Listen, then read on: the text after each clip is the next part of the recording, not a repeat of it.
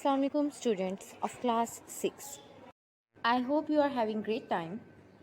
For the subject of history and geography, we were on chapter 3, an introduction to South Asia.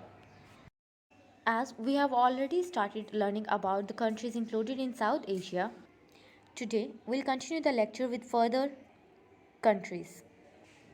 Let's start with Nepal. Nepal पर एक बादशाह की हुकूमत है। इसकी आबादी 23 मिलियन है, जिनमें ज़्यादा तादाद हिंदू मत और बुद्ध मत की है।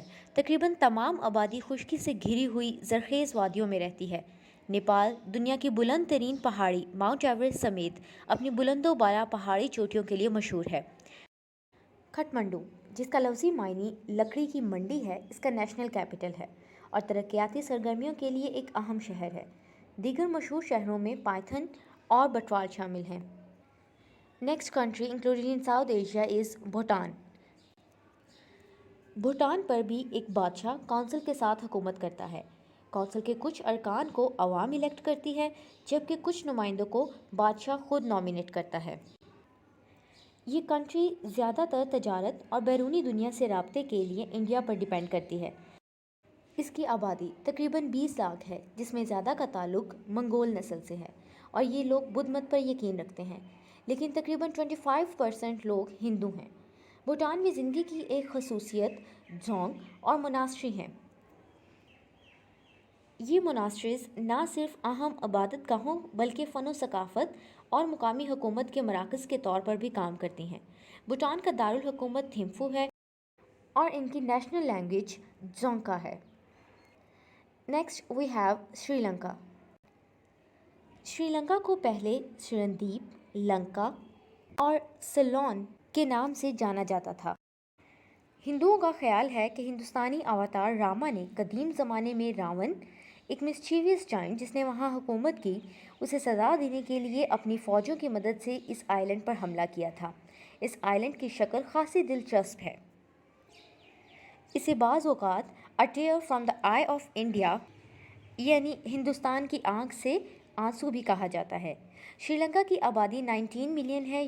यहाँ के लोग ज़्यादातर बुद्धिस्ट हैं, लेकिन यहाँ हिंदू, मुसलमान और ईसाई भी रहते हैं। नेशनल कैपिटल श्री जयवर्धनपुरा है, लेकिन कोलंबो सबसे अहम तजारती मरकज़ है।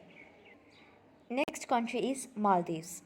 मालदीव की आबादी 0.3 मिलियन है, जिनमें सभी मुसलमान हैं और कौमी दारुल हुकूमत यानी नेशनल कैपिटल माले है। And the last one is Afghanistan. ये खुश्की से घिरा हुआ मुल्क है जो साउथ एशिया और सेंट्रल एशिया में वाक़या है।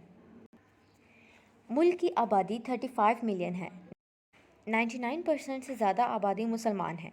अफ़गानिस्तान का कैपिटल काबुल है और सरकारी ज़ुबानें पश्तो और दरी हैं। Now we have a brief introduction to the countries included in South Asia. Let's move on to the exercise on page 27. Today, we'll solve part B. Write whether the following statements are true or false. We need to read these statements and then, according to the information provided in our chapter, we'll say whether these following statements are true or false. Number 1. South Asia is the name given to a peninsula in the eastern part of Asia.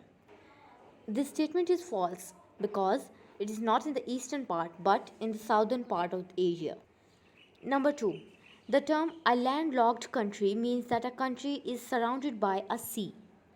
This statement is also false because a landlocked country includes fertile valleys. Number 3.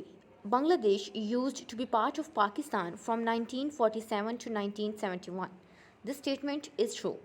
Number 4. Sri Lanka was formerly known as Ceylon. This statement is also true. We have just read about it. Number 5. Karachi was the capital of Pakistan from 1947 to 1971. This statement is false because Karachi remained the capital of Pakistan from 1947 to 1962. And the last statement is South Asia does not face any environmental problem.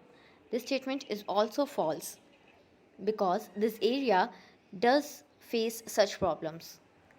These are the right answers to these statements.